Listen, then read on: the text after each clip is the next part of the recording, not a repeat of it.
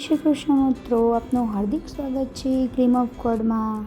આપણે શ્રીમદ ભાગવતમાં 10મા સ્કંદમાં આગળ વધી રહ્યા છીએ. ગઈકાલે આપણે જોયું હતું મુષ્ટિક, ચાણોર અને કંસનો વધ. આજે આપણે જોઈશું શ્રી કૃષ્ણ બલરામની યજ્ઞોપવિત.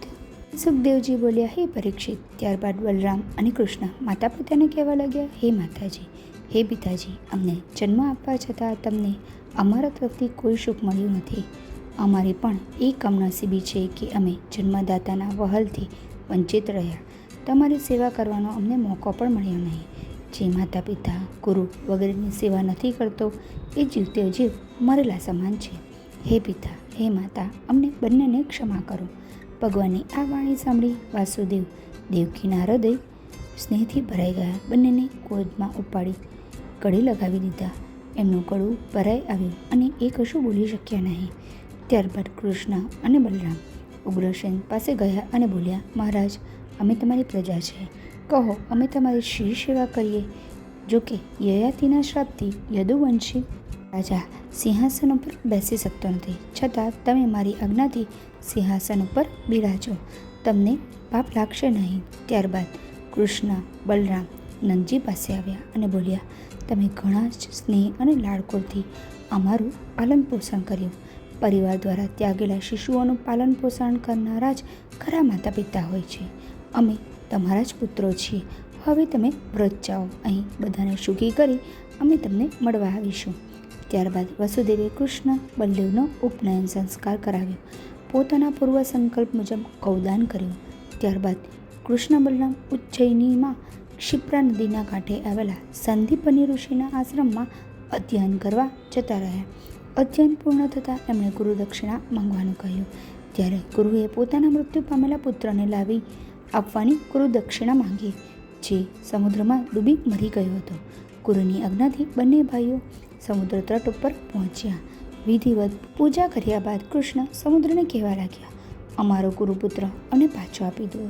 સમુદ્ર બોલ્યો, હે દેવ, મેં આપના ગુરુપુત્રને નથી માર્યો, પરંતુ અહીં જળમાં રહેતા અને શંખનું રૂપ ધારણ કરી ફરતા પંચજન્યા નામના દૈત્યે એ બાળકનું હરણ કરેલું છે. આ સાંભળી કૃષ્ણે સમુદ્રમાં પ્રવેશ કર્યો અને દૈત્યને મારી નાખ્યો. પણ જ્યારે એમને ગુરુપુત્ર ન મળ્યો ત્યારે એ યમરાજપુરી જઈ પહોંચ્યા. ભગવાને શંખ વગાડ્યો. શંખનો અવાજ સાંભળી યમરાજ આવ્યા અને પૂજા કર્યા બાદ કૃષ્ણને કહેવા લાગ્યા, હું તમારી શું સેવા કરું? કૃષ્ણે કહ્યું, મારો ગુરુપુત્ર અહીં છે, તે મને પાછો આપો. કૃષ્ણની વાત સાંભળી યમરાજે જેવી આપની આજ્ઞા એમ કહી બાળક પાછો સોંપ્યો. એ બાળકને લઈ બંને ગુરુના આશ્રમે આવ્યા અને ગુરુને તેમનો પુત્ર સોંપી કૃષ્ણ બલરામ મથુરા પાછા ફર્યા. આ છે શ્રી કૃષ્ણ બલરામની યજ્ઞોપવિતની કથા.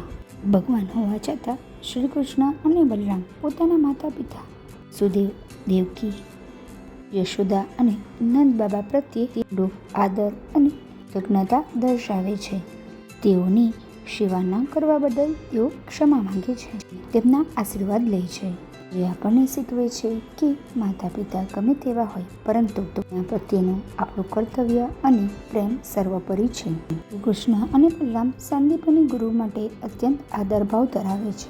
ગુરુ જ્યારે શિષ્ય પાસે એમના મૃત બાળકની માંગણી કરે છે તો શ્રી કૃષ્ણ અને બલરામ એમના પુત્રને પાછું લાવી આપે છે. આપણને બતાવે છે કે ગુરુ પ્રત્યેની નિસ્વાર્થ ભક્તિ અને આજ્ઞા હંમેશા પાડવી જોઈએ. કૃષ્ણ ભગવાન હોવા છતાં સાંદીપની ઋષિના આશ્રમમાં એક સામાન્ય વિદ્યાર્થીની જેમ અભ્યાસ કરે છે અને તમામ નિયમોનું પાલન કરે છે. જે આપણે શીખવે છે કે જ્ઞાન મેળવવા માટે નમ્રતા અને શિસ્ત અનિવાર્ય છે. ભલે આપણી સ્થિતિ ગમે તેટલી ઊંચી હોય, જે માતા પિતા આપણું પાલન પોષણ કરે છે તે જ આપણા સાચા માતા પિતા છે. તેમના પ્રત્યે આદરભાવ હંમેશા રાખવો જોઈએ. ટૂંકમાં આ કથા આપણને પ્રેમ, આદર, કર્તવ્ય, ભક્તિ, નમ્રતા અને વીરતા જેવા જીવનના મહત્વના પાઠ શીખવે છે.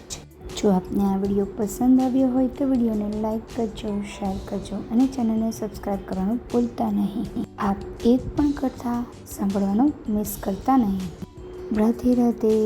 જય શ્રી કૃષ્ણ.